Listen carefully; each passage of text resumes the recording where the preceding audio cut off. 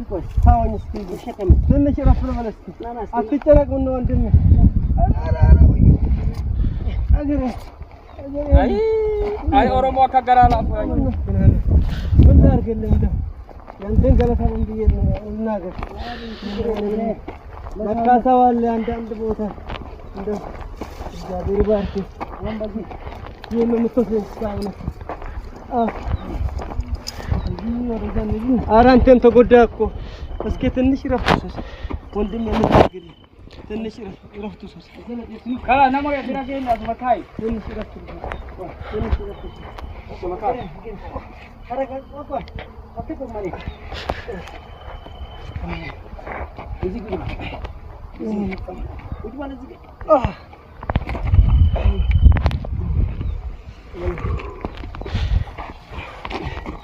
عندي مسألة نقول لي ليش هالكو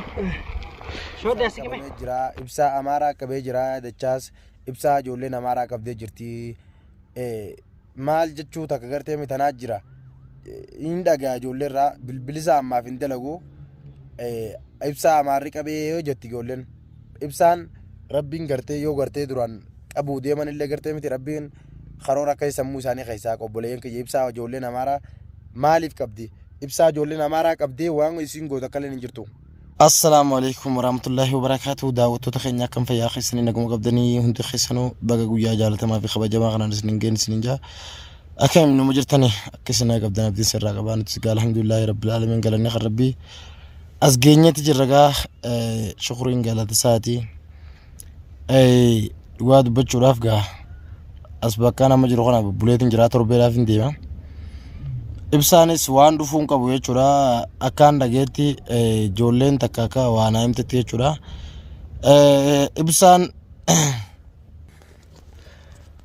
ibsaan akka ibsaa jinatti manitti jechuudha ibsaan dhiyaatee jira dhufu jira naan jaaniin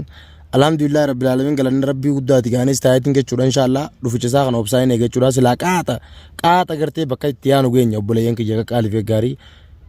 haala gartee amma ibsaan hangeen nichi mucaa san bira ture gaayis hundinuu quba qabdaniin nuti hedduu takka garaa laafnaa nama garaa laafu nuti keessattuu nuti ijoolleen Oromoodhaa yoomiyyuu taanaan gartee nuti garaa namaa laafnaa gara jabeenya badaa akkasitti gartee miti ilma namaa osoo agarruu rakkoo namaa osoo agarruu dhiifnee bira kunnuun qabnu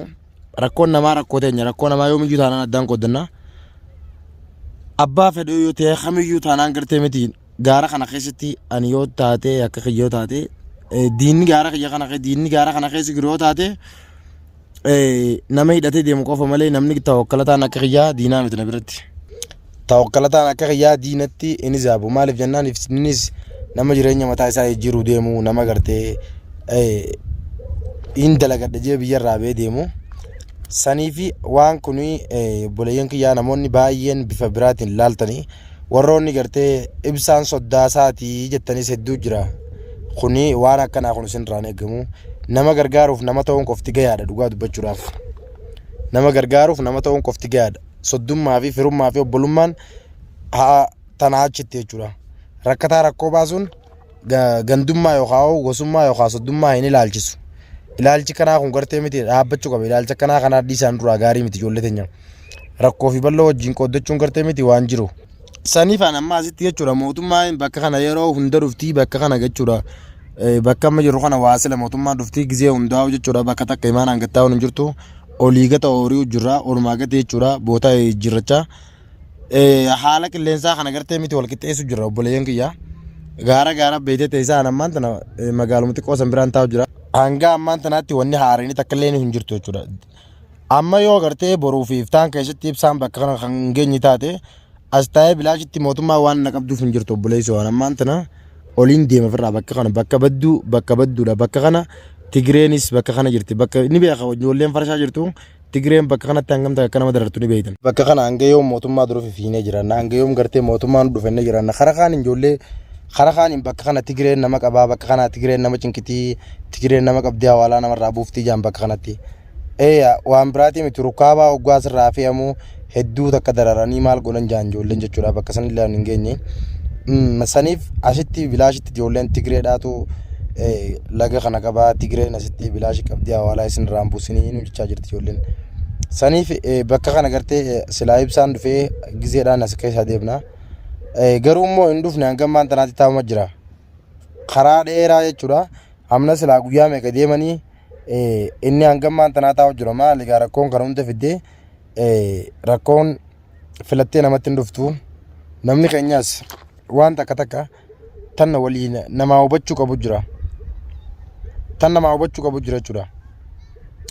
Bakka kanatti suudii seenuun basiidha. Yoo markazni si qabuu baatee gartee laga kana keessatti yoo qabamuu baattee yoo khatti mujaahidaatti qabamuu baattee ol seenuun tun basiidha beekadha. Rabbiin gartee hamtuu namarraa qabnaan suudiin sinjaantun waan basiidha dhufan. Qabaan nuti taraa sadi qabamnee gad deebine taraa sadeenuu qabamnee algaarii gad deebine kana keessa taan gartee taraa boodaa irra dhufne tana gartee laaftu rabbiin kaaliqii nuuf laaffise. Dhugaa dubbachuuf lameen duraa hedduu akkatti daraaramne gaafa sadaffaas deebinu nagumaan jechuudha gartee miti qaxiiruqii malee dhufne jechuudha. Anammee gaana ol seenee as ga'ee tureetiin jira gaana beeytanii. Ibsaanis eegoo ol deeme gaara kana keessatti jechuudha dhukkubsataa wajjin gaara keessatti dhukkubsatu jira. Dhiisee biraa deemee jeemucaa san edda gizee naa bilbiluu dhiisee biraa deemeetiin jira karaan deemu jira naan jee. Yaa karaa deemu jirta dhugaadhaati. Hanga ammaaree fakkeenyaaf namni kun gaabboleessoo taa'ee seegaa akkaataa jireenya biyya kanaa bakka kanaan beektu bakka kanatti jechuudha uummanni 11 ijoollee teenya yoo argee ni rakkisanii baala rakkisanii keessattuu tokkolataa akka keenyaa kana faa rabbiin oofee gaafa karaa isaanirra dhaabee khalaas teenye dhukkeedhaa beekadhu warra 11 fi uummanni gartee warra soddaa kunis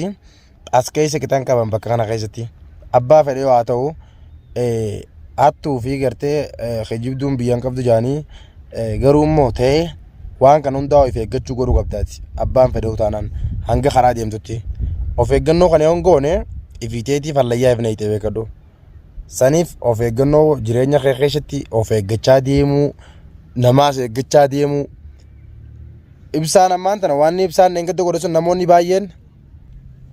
ibsaan ijoollee namaaraa ibsaa qabdee jirti ijaa namni kun. Kun ammoo ibsaan mucaa amaaraa san kaameraa duubatti ajjeesee jira. Fuudhee deemeetiin biraan deema jee eege biraa deeme boodatti ajjeesee biraa deemee jaan obboleeyyan kiyya nuti waan akkasiin qabnu. Nuti gartee biyya kanatti gaara suudii kana bilisa baasuuf hin dhufne nuti obboleeyyan kiyya. An akka nama tokkootti duraan biyyattii yaan bilisoomse gee biyyaan baane yoo hin dandee garaa kiyyaa fi gartee miti jiruutti yaan bilisoomse geetiin biyyaa bee. Kana jechuun wanni biraa takkallee waan biyyaa nu baaftan qabnu namni jireenya ofii jijjiiruudhaaf yeroo biyyaa bee rabbiin si laaffisnaan deemeetuma jireenya ofii irraa jijjiira malee gaara kana keessa hoggaa deemtu waan takka jechuudha diina bitachaan deemtu namni obboleessa dhugaan isin himaati. Arra ibsaan kee mucaa kana gaara kana keessatti waan takka godhee biraa kutee inni kunis karaa gaara kana keessa deemu jiraati namni gaara kana keessa nama hin qabne hin jiru isa kana boruu dhaawanii liib godhan jechuudha. Ajjeesi ibsa ajjeesi mucaa san ajjeesiin nama ajjeesistu. Laga kana keessa gaa makiinaa yaa makiinaan hoggaatu gaa ani akkuma agartan kana gaa kunoo dhooqa kana keessaan taa'u jira laga kana keessatti jechuudha makiinaan mootummaa caasa kanaan olii gata horeeni saniif hoggaa sagaleen makiinaa dhuftees gaaffiraa dhageeffachaa taa'u jira. Eeywaa ajjeesiin nama ajjeesistu dhiisiin nama dhiisistu nuti aan akka nama tokkootti abbaa kamiirraa ta'anan dhimma hin qabu dhimma nama ajjeesuutti nama ajjeesuuf illee karoora hin qaban abbaa fedhee ta'anan. Maaliif kun gaarii miti. Saniifuu nama ajjeesuuf illee karoora hin qabnu nama miidhuuf illee karoora hin qabnu nuti gartee akka nama tokkootti miskiina jireenya ofii jijjiiruudhaaf biyyaa bee tokko akkasii jechuudha. Malee ibsaanis osoo nama karoora nama ajjeesuudha yoomiyyuu taanaan hin qabu.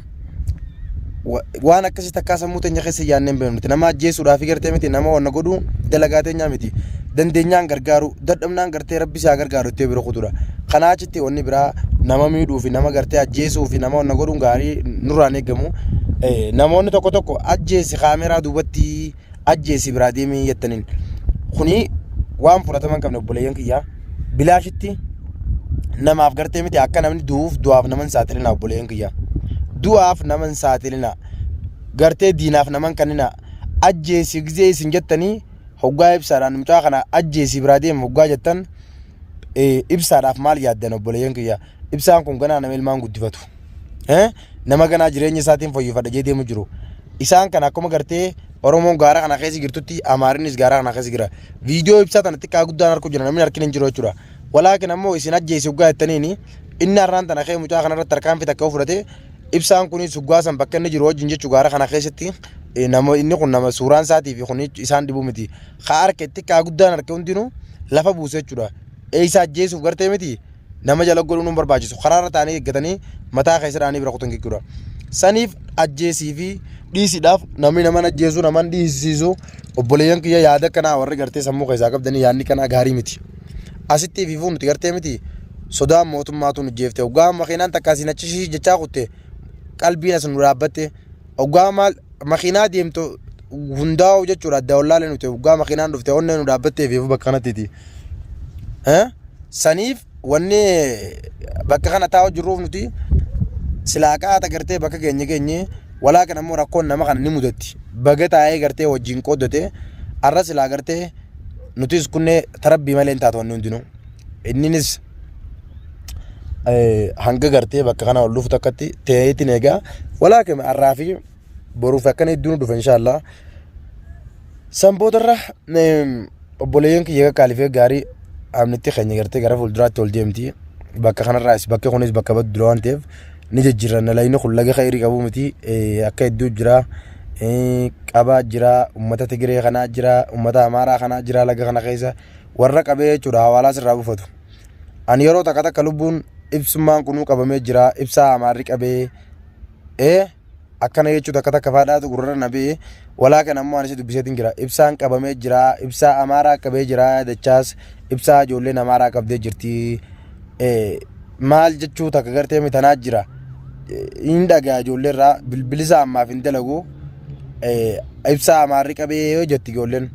ibsaan rabbiin gartee yoo gartee duraan qabuu deeman illee gartee miti rabbiin karoora akka sammuu isaanii keessaa obboleeyyan kiyya ibsaa ijoolleen Amaaraa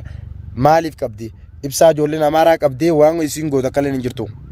maal irraa qaban ibsaa ijoolleen Amaaraa waan ibsaa irraa ijoolleen Amaaraa qabdu akka hin jirtu jechuudha saniifuu warroonni gartee waan akkanaa kana jettanis dhiisaaf irraa rabbiin gartee nagaa naaf fiduuti yoo bilbilisaa gartee ammaaf hin dalagu eega idaan an dubbifne hangammaatti inshaallah waan takka ta'u nagaan dhufaa waan takka gartee miti gufaata malee na bira gaanis hin jaa du'aa godhaaf ibsaadhaaf akka jaba isaan ni yaachisu guraan maantana